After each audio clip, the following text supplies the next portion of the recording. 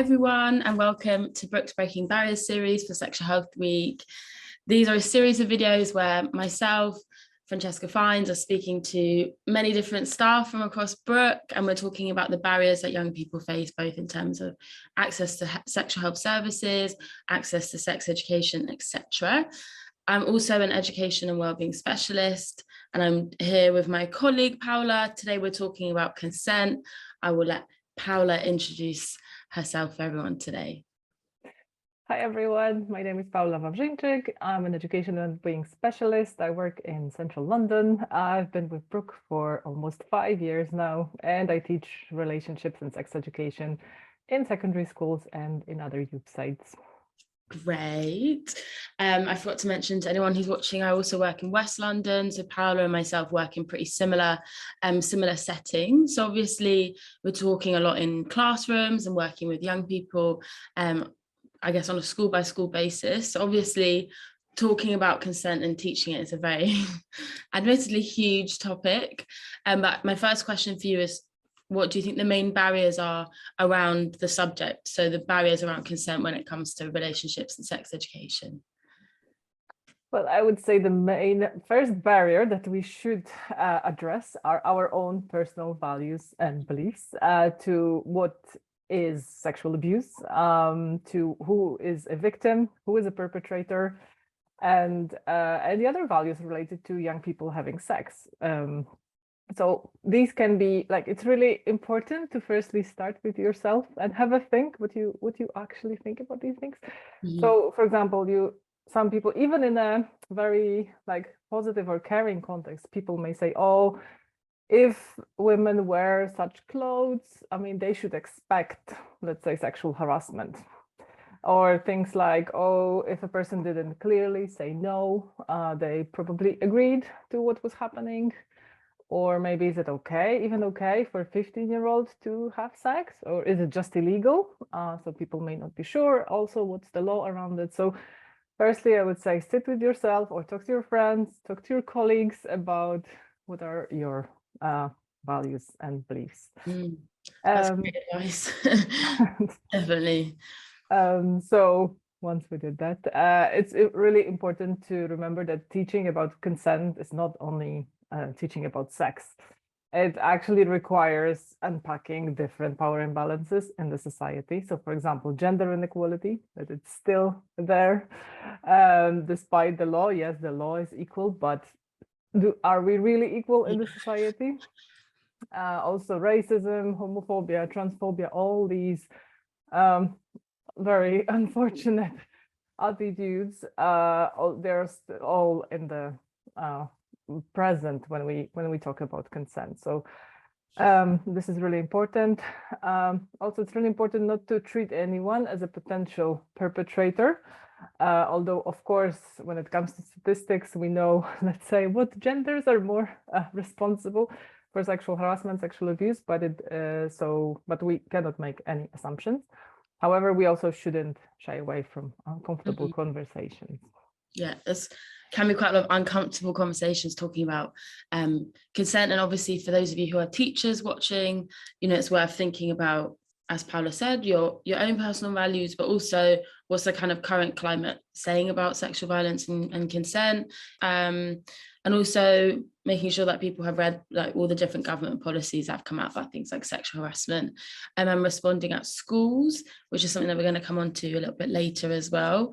So in terms of like the wider context around consent, so maybe zooming out from the classroom, what do you think are the main barriers in terms of teaching this subject, if we're thinking about maybe what young people are exposed to outside of the kind of ideal sex education curriculum? So first of all, parents may not be doing an amazing job when it comes to talking about consent, because it requires discussing sex and relationships with their children, and we know that not everyone is prepared to do that. Not everyone feels comfortable. So we don't know like what kind of messages young people get at home, but also they are surrounded by all different types of media. So what do they actually watch on social media, on what kind of TV shows they watch? Some of them may also watch porn online, so they can pick up different messages from all these places. So They will be surrounded definitely by some mixed messages. So things we say maybe this may be just like a drop in the ocean of what they hear from other people. So I would say it's really important to ask them like who they follow, what inspires them, what they think about, have they heard, I'm sure they heard about some news, scandals, whatever is discussed in the media. So it's good to know what actually they're accessing. Yeah, that's a great point about asking them what they watch and what they use. You know, are you working with a classroom of people who are gaming a lot and maybe playing games that have violent connotations, or people, you know, what do people use social media for? Because obviously, you know, parents or teachers might hear the word TikTok and think, oh no, like they're exposed to really bad content. But you know, those kids might be watching cooking videos or, you know, workout content or whatever it is. So it is good to meet young people where they are, and obviously being careful to I guess confidently tackle some of those negative attitudes that we know do exist in society as well. Great point. So obviously, you know, for anyone who's watching this, it might feel a bit overwhelming or quite a big task that we know we're living in this society where maybe our work is just a drop in the ocean, like you said.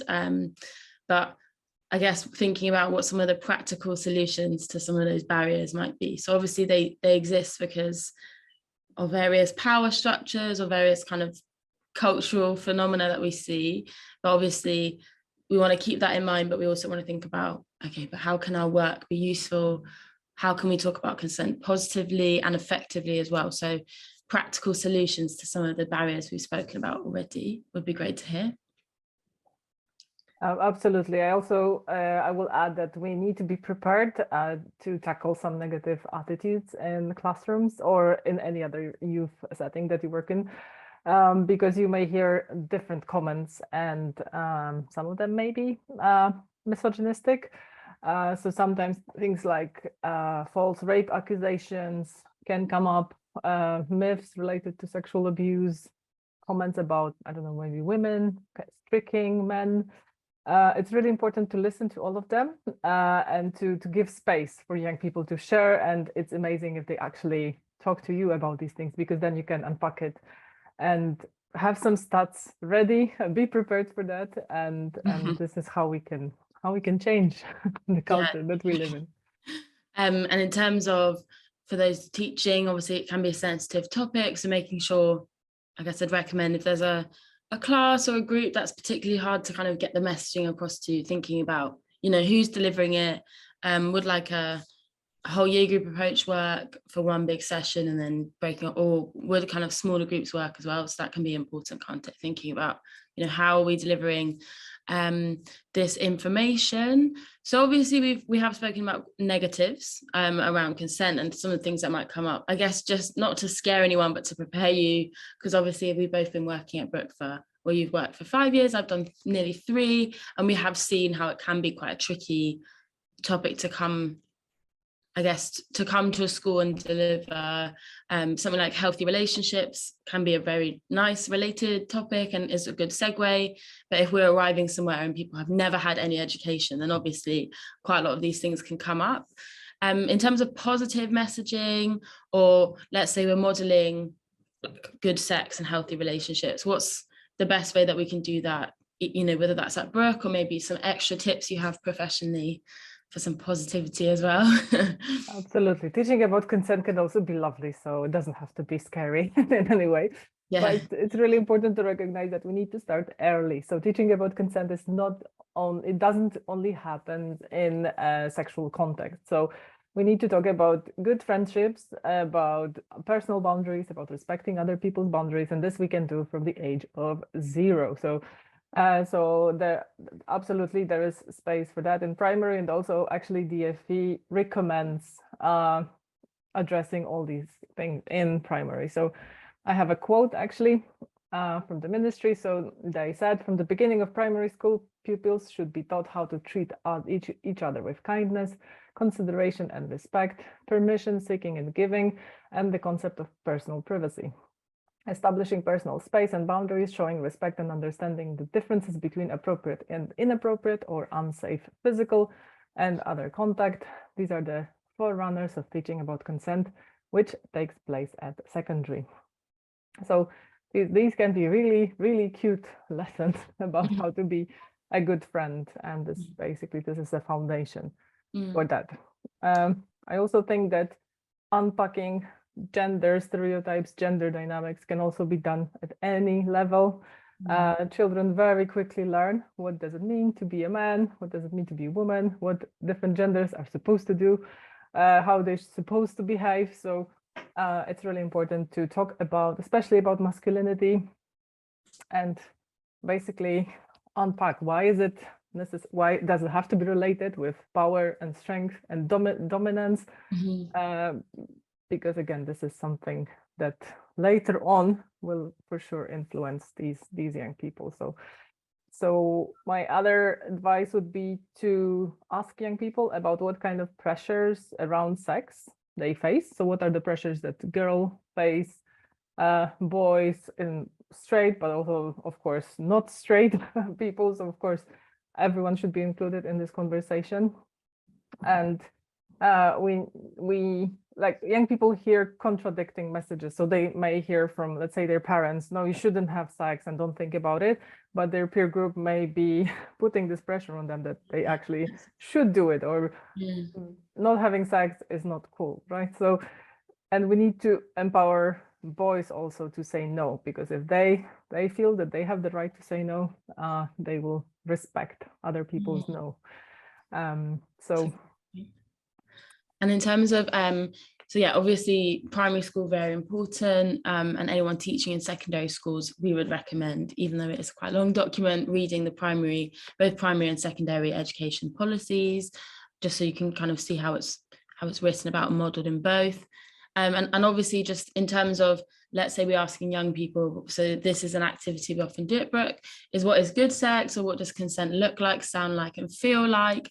What are some tips that you have around that? So let's say we're working with young people, maybe we've had a session, we've had to kind of get over some of those myths or iron out some of those attitudes just to make sure that we're on the right track. And then we're really modeling what it positively looks like. What are some tips you have there? Yeah, that's actually a great, these are great activities, and they always work. And so we shouldn't really talk only about consent when it in the context of sexual abuse or sexual harassment. It's really important to talk about pleasure. And I understand that many professionals may feel a bit shy or embarrassed to talk about it, but once you start, when you practice, it gets much easier. And also you should remember that you may be the only adult person in these young people's lives to actually talk about sexual pleasure. So why not? That's such a good point. That and even in wider society, like obviously we think about probably we could all name, or most of us could name, more TV shows that are maybe negative or have been harmful or have represented maybe, like, obviously we have good shows like Sex Education, but those are a little bit more few and far between, those that really positive messaging around pleasure. And obviously if young people are watching a lot of pornography that does depict pleasure but might not be necessarily accurate or the best source, so it's really good that we help them recognize that in the classroom as well. And sometimes we use analogies about like food, don't we, or we talk about enthusiasm and how do you feel when you go or you're doing something that you feel enthusiastic about, and asking young people to think about that and modeling those feelings, and also obviously thinking about what does someone who looks uncomfortable or how might they feel like, so we can give them those tools to recognize that as well. Perfect. So yeah, if anyone needs any extra information or like training on pleasure as a topic, we have that as an e-learning resource on our website, so we'd recommend checking out. We also have consent as well on there.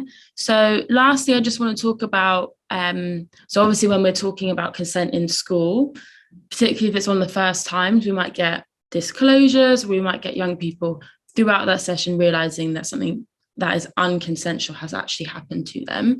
So in terms of for schools or other people who are facilitating sessions on consent, what are your tips or your opinions on like how we manage that best for young people?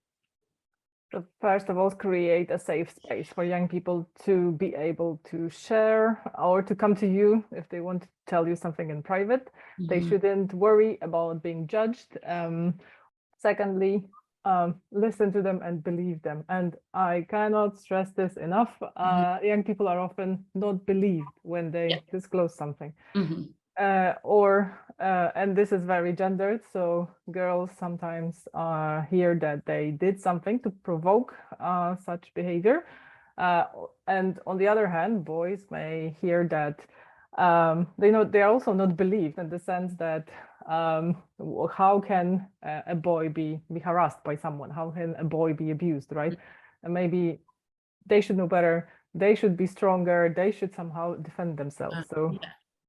Yes, there's a lot of myths around sexual violence that are sometimes held by lots of people, regardless of, like, you know, it's not necessarily just people who aren't clued up on the topic, for example. Actually, they are quite unfortunately commonly held viewpoints. So it's great advice for anyone who has never read the Fraser guidelines.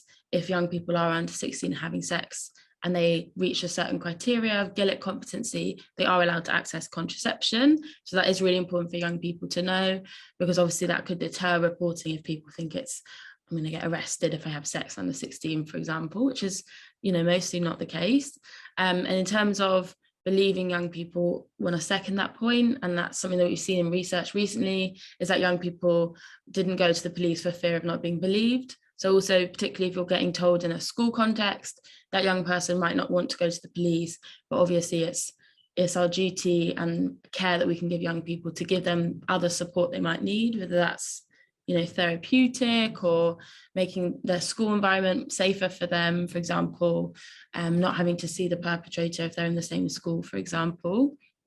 So there's a lot to manage around that. We also at Brook have a handling disclosures resource on our website that we'd really recommend having to hand as well. So obviously, I guess kind of wrapping up the conversation, there's kind of two prongs really about talking about consent, isn't there? There's modeling the positive and healthy and pleasurable side, and getting people to use asking people, I guess, for their permission, and enthusiastically agreeing as a way to talk about pleasure and what you like and what you want to try. But then also, obviously, it's a really important teaching tool for preventing or highlighting the issues around things like sexual violence and people not giving, you know, what does people not giving their permission look like, and what are the implications of that, etc. So if I was to ask you what was the key point or the most important message that you've told me today, what would you say that is? It's our responsibility to talk about it, and if there are young people around you, definitely start a conversation, and if they come to you and they tell you something, they disclose something, I mean, be proud, because it means that they trust you, and it's our duty to, of course, to listen to them and to take it further. Great. So great point to end on. So I just want to thank Paula for joining me today. And thank you everyone who's watching on YouTube at whichever point you're watching this. We hope you found it useful, and anything that we mentioned today, you will find in the video description in terms of links. If you've enjoyed this video, please make sure to check out the other series. They will tie in together quite well. So we also have a session on mandatory RSC. We also have one on discussing the benefits of one-to-one work, as well as access to health services. So those are also really interesting videos with other colleagues that we have at Brook.